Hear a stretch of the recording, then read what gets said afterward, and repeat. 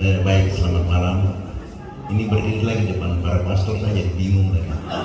Jadi saya paling takut berdiri depan pastor-pastor. Bapak Uskup yang mulia, saya ini Dominikus Lutiana. Saya tamat dari SPG Fajar Langgur tahun 75, salah satu sekolah pendidikan guru terbaik di Maluku. Dan saya juga lulus terbaik di Maluku.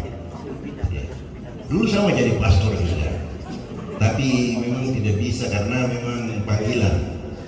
Waktu itu karena saya pikir saya pintar, oh bisa kamu menjadi pastor, ternyata tidak bisa. Mesti ada panggilan. Jadi saya hanya bisa mendukung para pastor apa yang bisa saya buat. Jadi begini pastor, sekarang ini Bapak Uskup, mungkin satu hal yang pasti banyak sudah tidak kaget lagi, bahwa hampir di seluruh komunitas orang asli Papua sekolah tutup semua. Sekolah-sekolah tutup. Tepat pada saat kita mau masuk provinsi baru. Saya tidak tahu ini satu kesengajaan kah, kelalaian kah, atau bagaimana, tidak mengerti pendidikan. Saya setiap kali pertemuan saya ingatkan, pada saat Jepang itu dibom, semua orang lihat bahwa Indonesia mulai dari nol, Jepang di bawah nol. Tapi waktu Kaiser tampil pertama, apa yang dia tanya? Hitung semua guru yang masih hidup dan saya mau bangun negara ini. Makanya kita lihat sekarang. Beberapa tahun lalu, saya ini juga termasuk anak guru perintis. Orang Papua ini bebas di mana-mana, mereka bebas tanpa batas. Tapi masuklah para guru perintis. Mereka datang pada waktu itu sebagai tim sukses Kerajaan Kristus. Mereka tawarkan orang-orang Papua, mari ikut, dapat kabar gembira. Lalu semua orang ikut. Banyak keajaiban, kita tidak bisa cerita satu persatu. Kalau satu waktu saya dengan Bapak Uskup saya cerita. Kaos kaki saja bisa buat satu kampung jadi Katolik. Itu cerita-cerita kisah dulu, misteri-misteri yang terjadi. Dan setelah itu saya generasi ketiga dalam keluarga kami yang jadi guru, dan saya 30 tahun menjadi guru di daerah Pedalaman. Jadi kalau mau di ini ada Pastor Alo, dulu saya teman tamat sama-sama. Pastor Alo Batniani, jadi kami udah umuran bersama. Pastor Batniani di SMA, saya di SPG, beliau di SMA Sananta Karya, Sananta Dharma Sananta. Pokoknya SMA di Langgur salah satu lupa justru terlalu lama. Ya. Jadi pada waktu itu kita lihat bahwa sekolah di daerah pedalaman itu yang terakhir itu Pak Romanus itu generasi terakhir yang misi Katolik masih turun sampai di kampung-kampung. Kami guru waktu itu guru PNS diangkat. Tapi kalau pastoran datang di kampung kali kita nggak ada babi juga. Kalau pastoran ke telepon, apa dulu radio, SSB, gaji stop. Setelah pemerintah bilang ini sudah tidak, ini sekarang nanti pemerintah atur sendiri, terjadilah seperti itu. Gereja Katolik sudah tidak dalam pendidikan.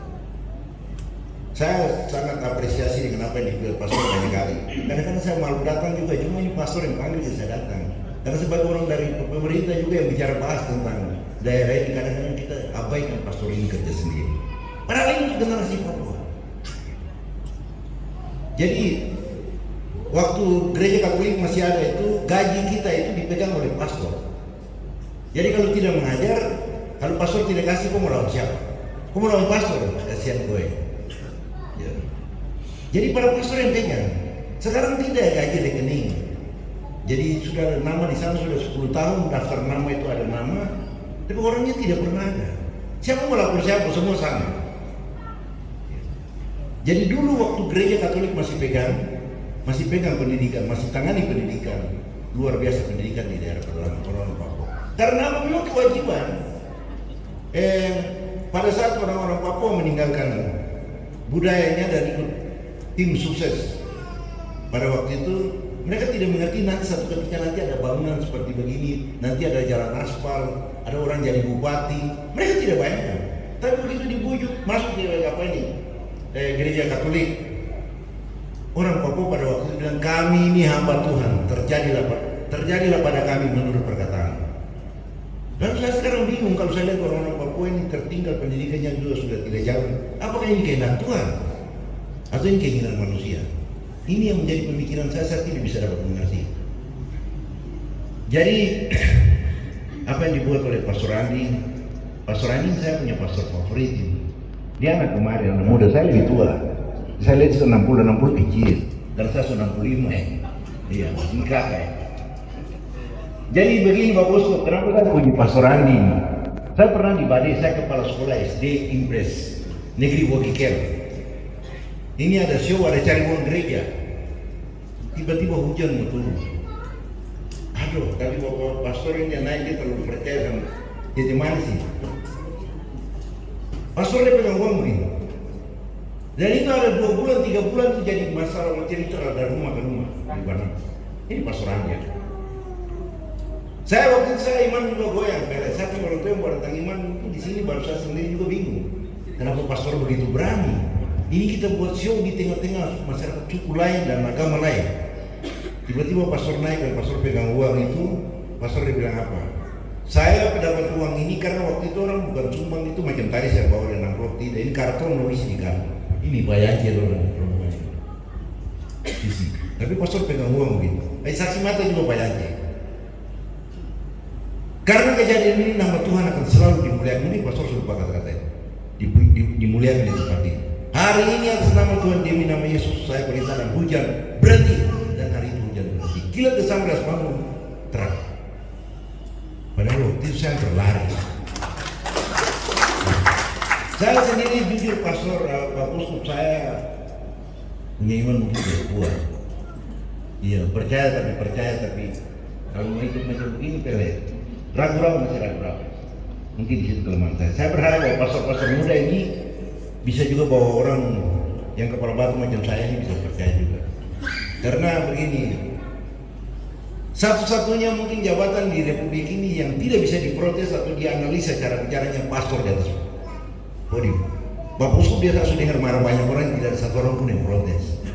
Para pastor juga setiap kali nongkrong tidak ada orang analisa.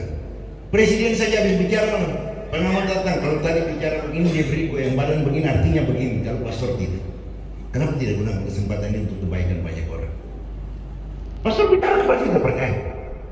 Kemarin COVID semua orang sembunyi, Pastor Andi kita sampai di Rom sana dekat orang dan sepanjang jalan orang berdiri. Saya pernah antar Bapak Uskup dulu, Bapak Uskup yang tua itu setiap kali turun di pedalaman saya pasti yang bawa Johnson karena saya driver paling top waktu itu. Ya. Antar Bapak Uskup itu 2 kali, Bapak Uskup Niko 2 kali, dan di Iwan itu yang saya pernah mungkin SMS Bapak Uskup. Saya ini kebetulan berasal dari Pulau Kimang, khususnya saya dari paroki Batu Merah. Ya, paroki Batu Merah. Jadi Batu Merah memang yang bisa sudah kirim Bapak Ibu sama Bapak Uskup. Ada orang sudah nikah tapi nikah sendiri, permandian belum, sambut baru juga belum. Ya mati juga belum. Ada yang sudah mati tapi yang belum mati juga. Ya. Jadi tadi kenapa Bapak apa itu Pastor bilang itu apa? Kesan-kesan. Jadi saya kalau kabur juga mau bicara kesan-kesan.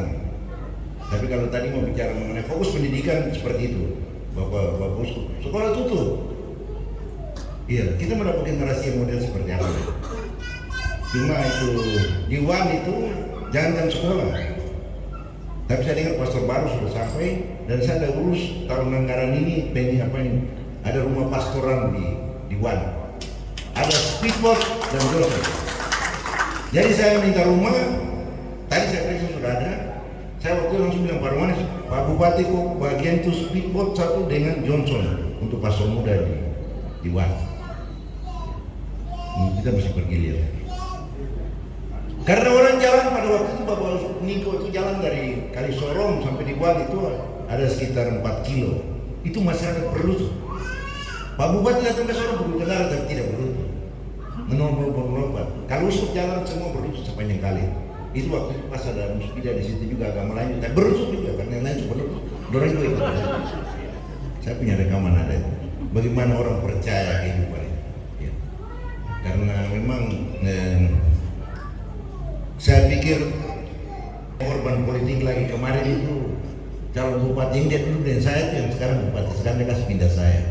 Padahal saya lahir di sana Bapak Uskup. Saya lahir di WAN itu tanggal 27 Februari 1957.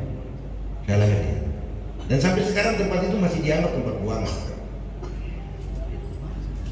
Jadi saya berharap itu apa yang sudah dibuat oleh Pastor Andi, kalau saya bicara sama dengan saya pukul air goyang, semakin banyak saya pukul dia tempes di muka saya karena anggaran kita yang bahas.